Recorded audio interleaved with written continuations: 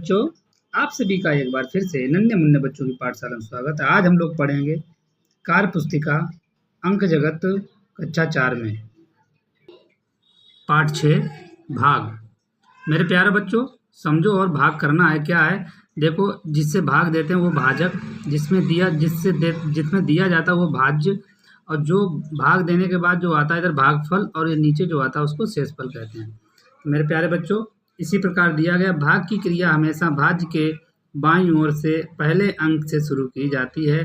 भाजक जितने अंकों का है उतने ही अंक की भाज्य संख्या लेकर भाग की क्रिया करते हैं। जब भाग की संख्या भाज्य की संख्या से बड़ी हो तो भाज्य की दाईं ओर की अगली संख्या से भी हम भाग करते हैं।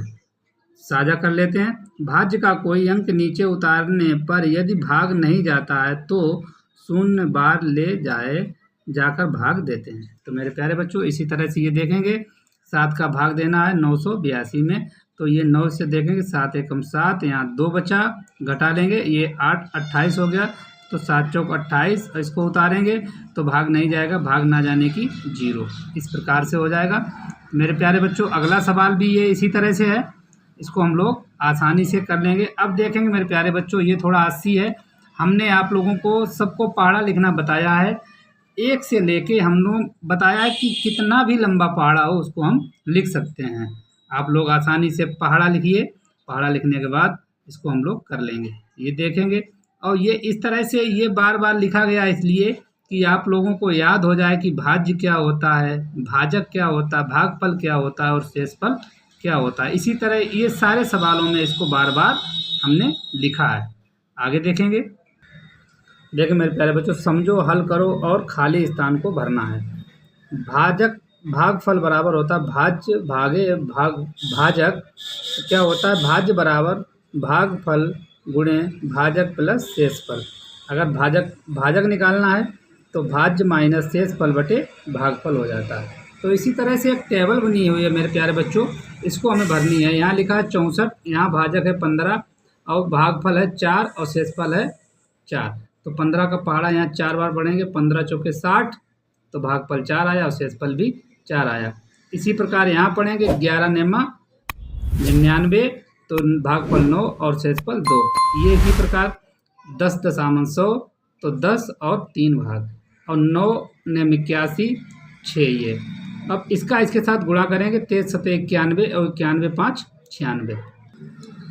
किसी संख्या में 1 से भाग देने पर संख्या वही संख्या होती है। 0 में किसी संख्या से भाग देने पर भागफल 0 ही प्राप्त होता है।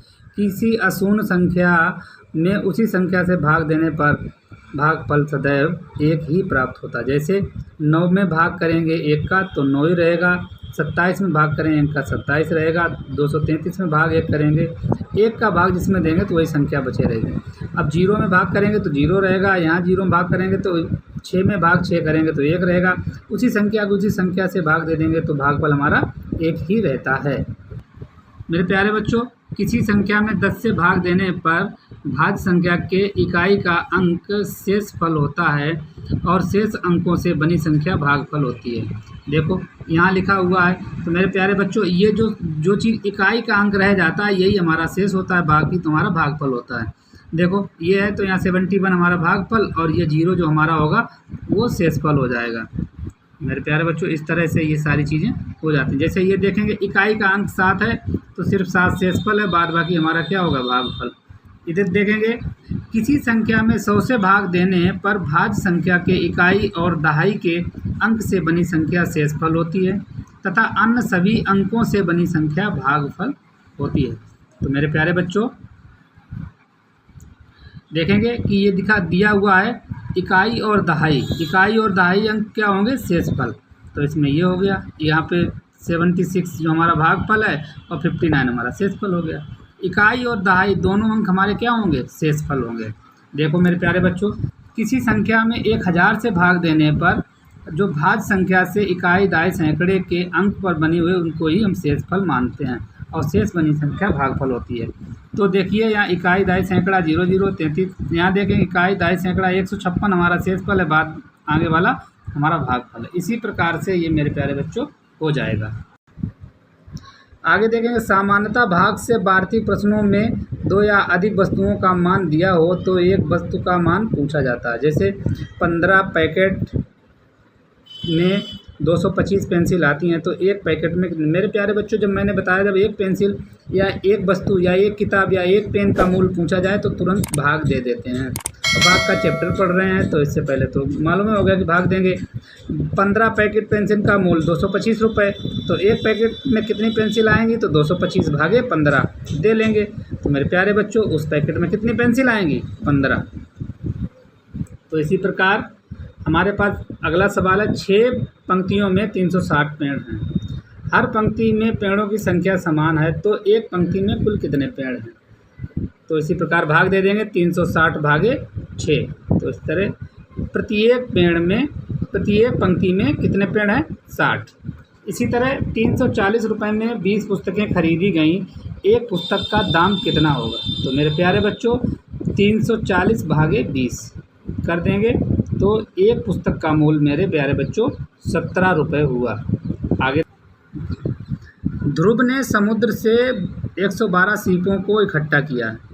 वह अपने 3 दोस्तों के लिए 28 सीपों की माला बनाने के लिए सोच रहा था। तो सभी दोस्तों के लिए मालाएं बनाने में पर्याप्त सीप कितनी होंगी। विधि क्या है, उसने एक माला के लिए 28 सीप दिए तो 28 में से 112 में से 28 घटाएंगे तो 84।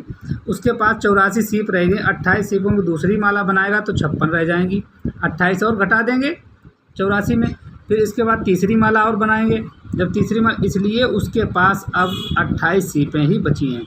112 सीपों से बनाने वाली कुल मालाएं हैं 4।